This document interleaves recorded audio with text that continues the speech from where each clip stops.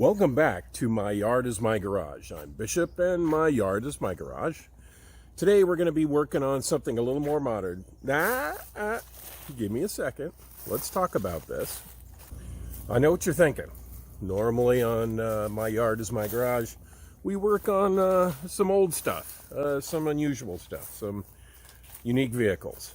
We work on some that have been thrown away, that have been put aside, that are going to be used for other purposes. We or me spend time working as a shade tree mechanic, kind of fixing things, and well, they may not look the prettiest, but certainly they're in one piece and they run really well. Well, and today we have something that's shiny. Yeah, shiny, sparkly, and well, kind of new. No, it's not the Batmobile. It's not an Edsel. It's a Mopar, and it's something a little newer. It's a 2004. Some unusual circumstances dropped it into my lap, and so, well, let's go meet the new addition to My Yard is My Garage. Now, I know a lot of you are a little like me. You may have a project car. Well, let's become a shelf. Mine's not a shelf. Well, kind of. We have a lot of new parts that have arrived, and it just seems a convenient place to stick it all. But yeah, our Charger is one of our main projects, and it is a Mopar, just like our 1948 Chevy pickup. No, no, Rusty can sit right there. No, it's yellow and it's over here. Cool as hell. Let's let's dig into this thing.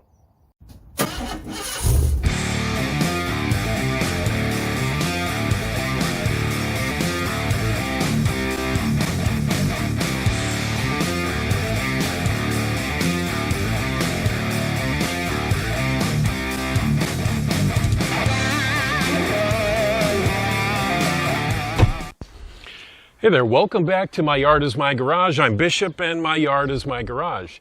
Today we're going to be talking about our 2004 Dodge Rumblebee. It essentially is a Dodge 1500 that has a 5.7 liter V8 Hemi.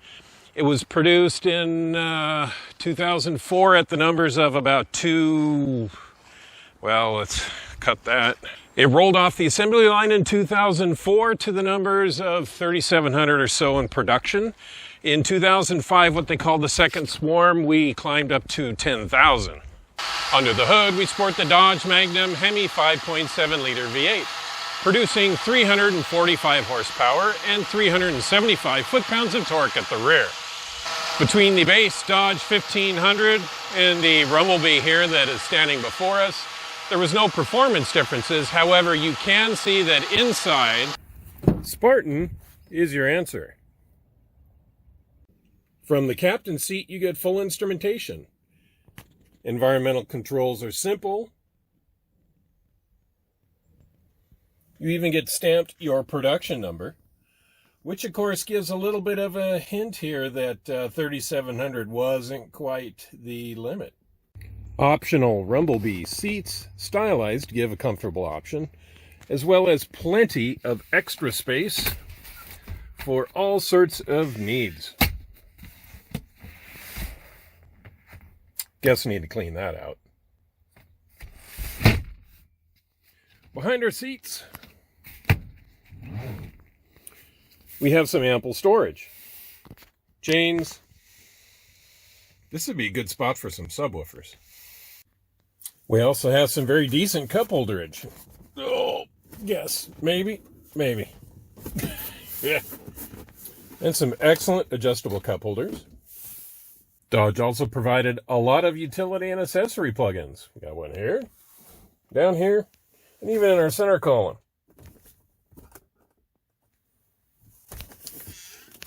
The Dodge Hemi also provides us with an excellent exhaust note.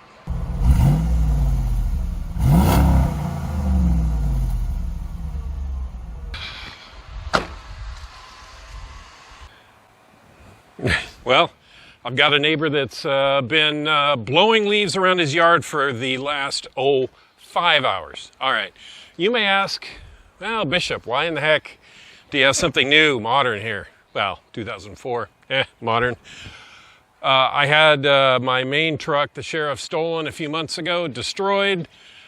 My brother, my buddy in blood as in spirit, had a spare vehicle, and he decided, hey, what the heck, let's go ahead and give him a chance to haul some stuff around again. So thanks to Creon, we have this in our fair midst. All right, today, the reason that this is here, the reason I'm out in this part of my garage, I'm gonna go ahead and replace the EGR valve. It's the only thing that's throwing a code on here. I've only found 1 or 2 videos on YouTube here how to do this, so, well, what the heck. I'm gonna go ahead and add my comments into that as well. So without me blathering on too much longer, let's go ahead and dig into this. All right, doing a little maintenance now. Yeah, leaf blower guy's still blowing leaves. All right, so looking at the door, when you need to adjust the door on here, you have 3 bolts here, and you have 3 down here. They're 13 millimeter. I'd recommend you loosen these, leave one somewhat snug. Loosen these, leave one somewhat snug. Then the easiest thing, I guess I could have recorded this. I had the door mostly closed. I put a jack underneath it just to kind of lift it slightly and just reset that door. When you would close it, it would just hit the notch and it would jar the door a lot. And I think that could be one of the reasons the lock isn't working. And of course, causes a lot of wear on your striker. So we fixed that. So now what we're gonna do is we're gonna go ahead and get in here, and we're gonna do our EGR valve today.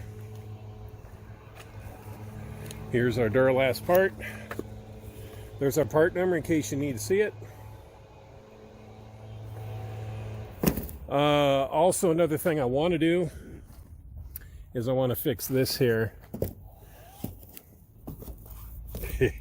Well, you can see that the cowl here has taken a little bit of a beating, and so maybe we'll just kind of scrub that down and we'll repaint that a nice flat.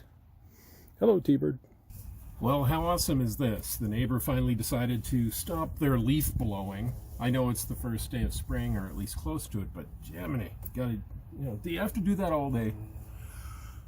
All right, let's get to this. So what we're gonna do is we're gonna change our EGR valve, which is down here. I'll show you what that looks like up close. We need to take off the, I think this is called the air box. So this has some clips here. Then we're gonna clamp, we'll undo this clamp, pull this out of here, pull this off, and we'll give them a much needed cleaning as well. No reason to put them back dirty. And then once this is off, we can get straight into the EGR and swap that out. Shouldn't take too long. All right, let me stop hemming and hawing. Let's go ahead and get this going.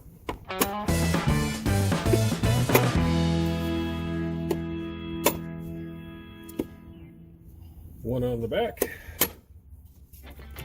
All right, need to undo this. You just set that off to the side.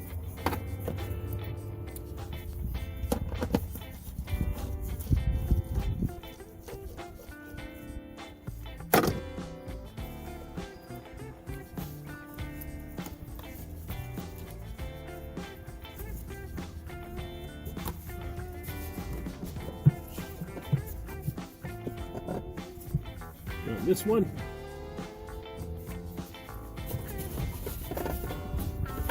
Must have missed one. There we go. Yeah, well, this isn't too dirty. See, we got some oil here. Yeah. Probably replace this.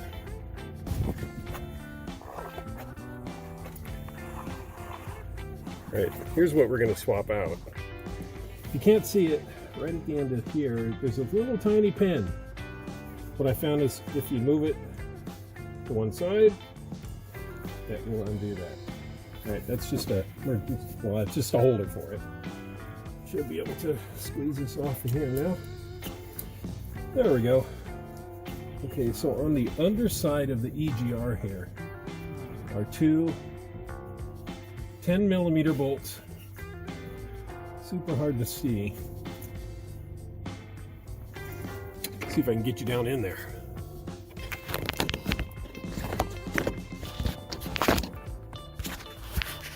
All right, here we go.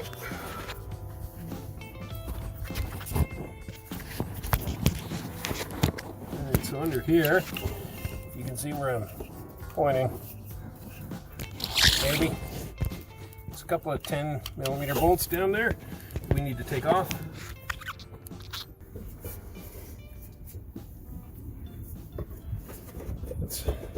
Okay, that's right. Let's get this airbox out of here, that's what. All right, we can reach this now pretty easily. Let's stop here for just a moment. What we have are a couple of 10mm bolts that have been in this block for 20 years. What you're going to want to do is grab some PB Blaster, soak these really good at least a day or two before you get into this project. Trust me, you will regret it if you don't, and well, I'm going to regret it here because I didn't do that.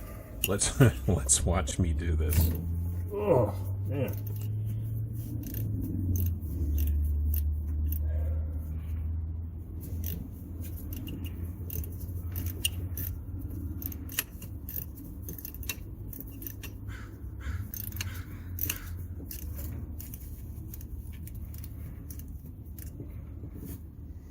Okay, here's your trick. I'm going to loosen the two 10s down here.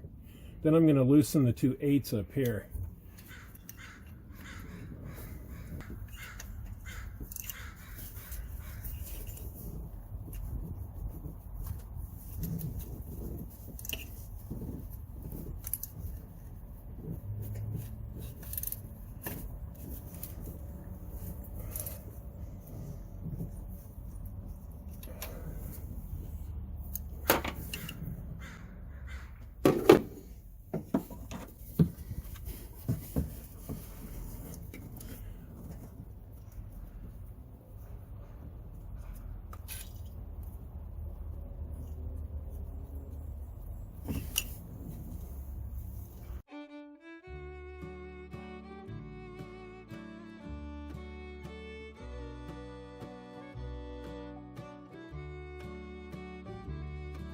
Ha! Well, try as I might, nope. Stripped.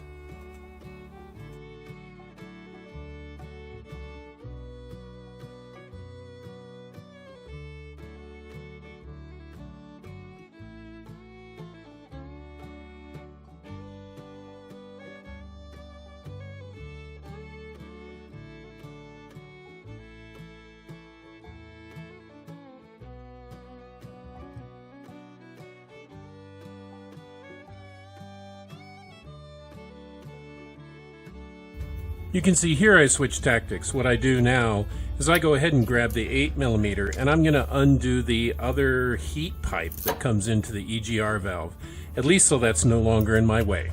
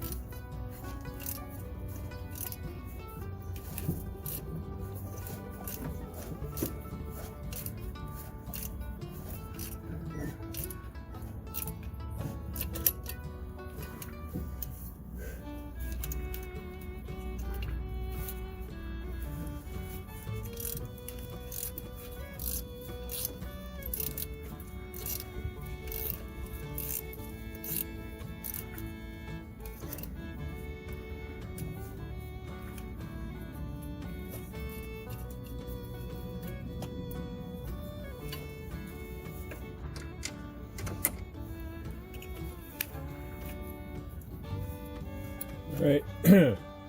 So we dropped the we dropped the little gasket, but the new kit comes with one. We'll just go grab that down below before we forget it. There we go.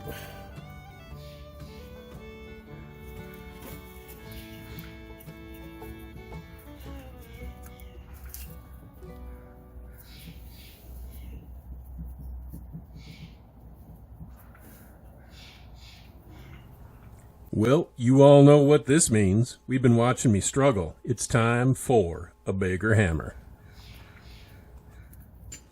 Well, yeah, you guessed it. What we have here, I have at least one of the bolts off, so I know that I can pivot off the other if I just give it a good whack. All right.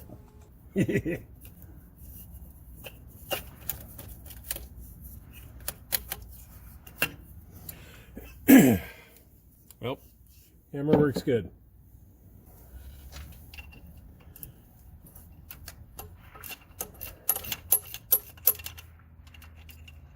All right, well, so we avoided the issue. We at least got one of them out, and then we were able to bang this down, get up on this stripped up bolt.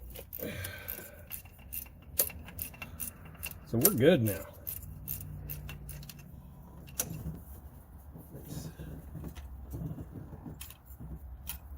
There we go. All right, there's the old one. Oh. Have a metal, looks like kind of like a crush. Sweet. Oh, that's kind of nice. It's got ribbing on it so you can stick it on there and it won't fall off while you're getting it on there. Wow, that's pretty dirty.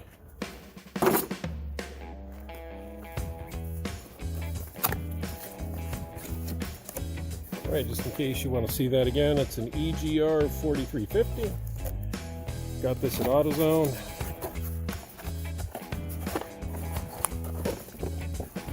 Oh, looks like it comes with a valve. New gaskets and a receipt in case.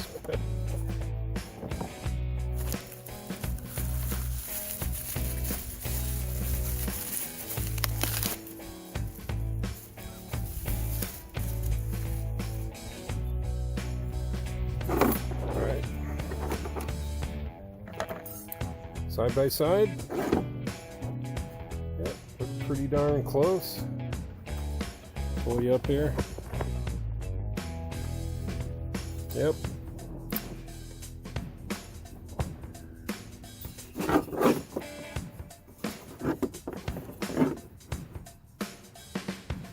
Slight angle difference there.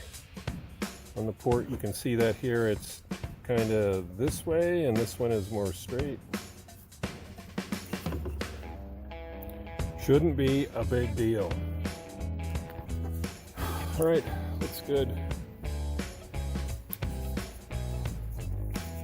Angles at the top look good too. All right, let's get it in. Let's get the new one on. Let's go ahead and clean up the surface. Because our heads are aluminum, we're going to use a brass scrub or a brass brush just to give it a good scrub.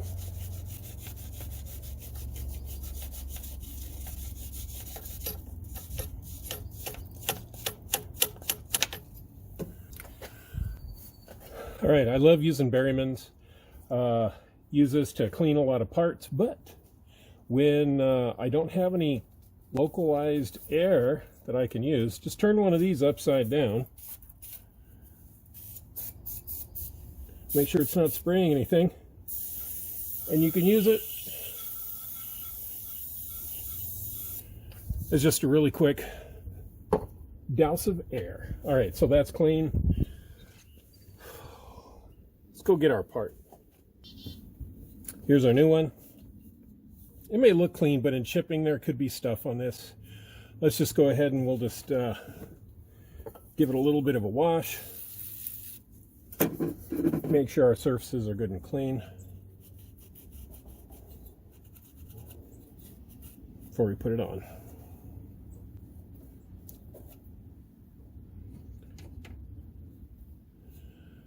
All right.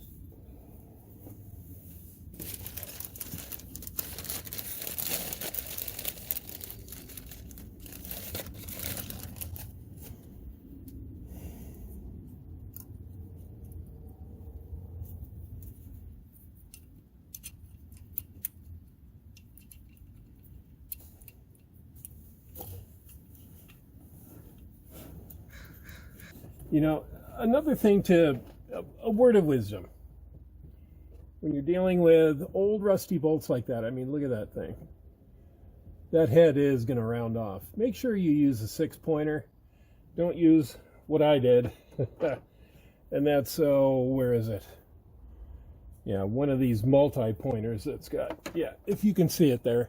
It's got 1,000 little teeth to grip. Yeah, they may say that grips better, but you know what? Or it gives you more options. It's a pain in the ass, actually, because really it has a much higher chance of stripping out.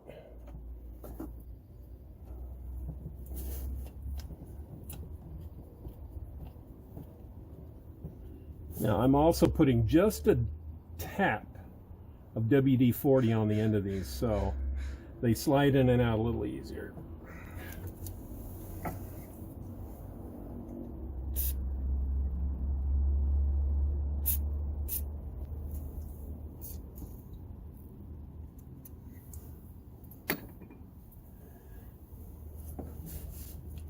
Definitely consider that when you're changing this. Upgrade your bolts to some fresh bolts and make them 1/2 inch. Now this isn't going to require you to ogre this on now. As I recall, it was 20 foot-pounds. But you know what, honestly, I think, there we go. That's good enough. Yeah.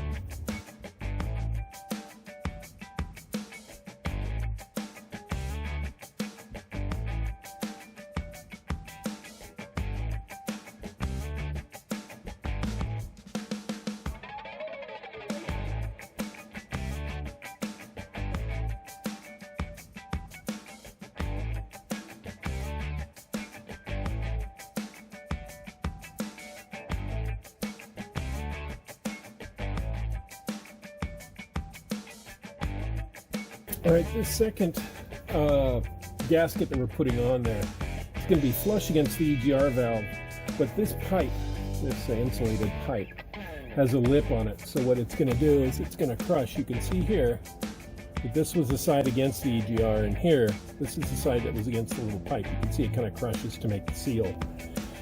So just make sure that you don't slide it over that pipe or make it too big and put it over the pipe. It's meant to be a little bit smaller.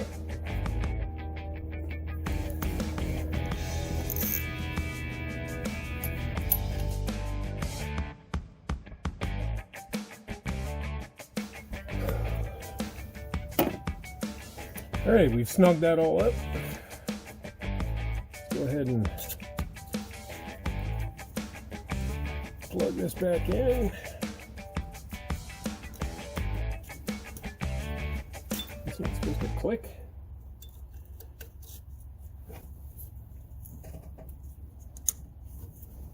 There we go.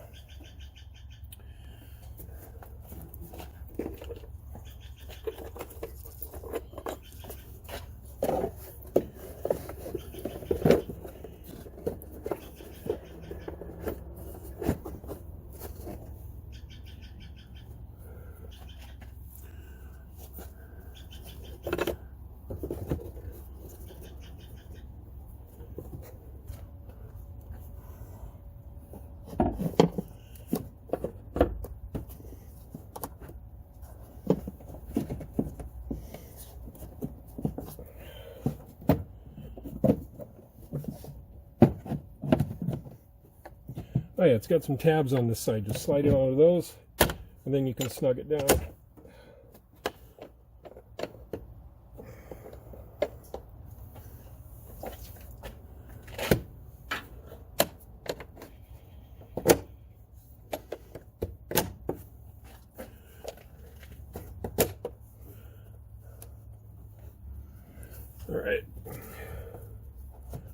vacuum.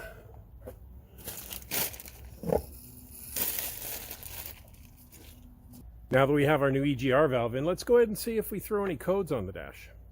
Well, we may have to clear the air, but let's see what we got.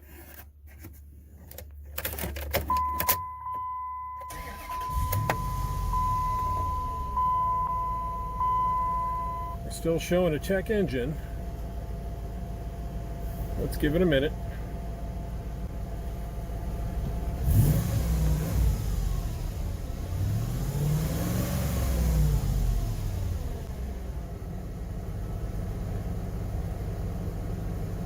Come on. Well, it might be something we have to clear.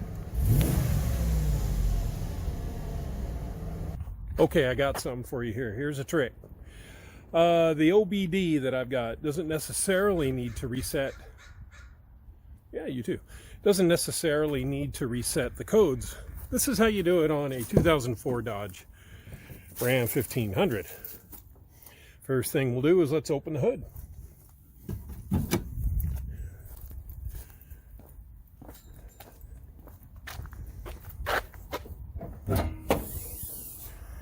All right, next, we're going to grab our fuse box here next to our battery.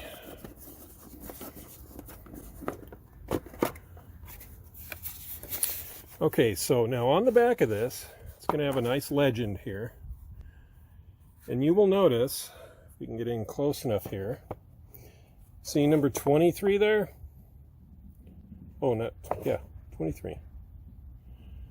PCM, SKIM, and CMTC. Yours could be 19, or it could be 31 also. That's but ours happens to be 23.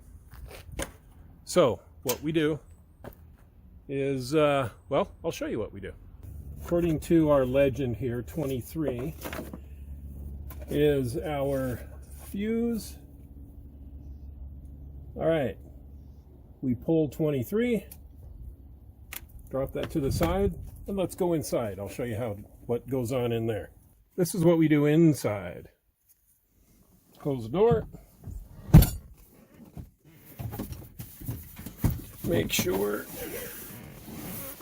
we turn our seatbelt, or plug our seatbelt in, because you don't want any other chimes happening. Just take your key, put it in. Just turn it to where it's running. Don't start it. And then just wait. You'll hear it. Just take a second or two.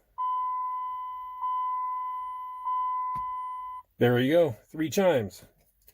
What that has done, that has reset our PCM, which controls our error codes. So for whatever reason, sometimes Dodge really holds on to those. So now we'll go ahead and put this back in.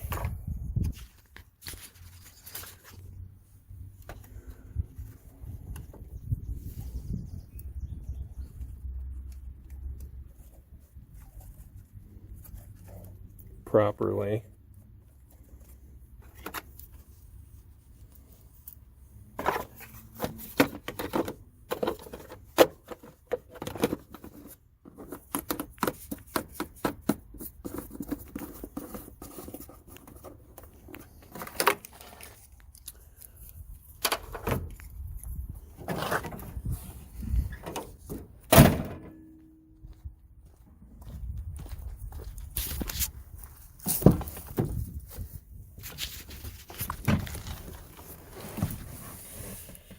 All right, and if we're lucky,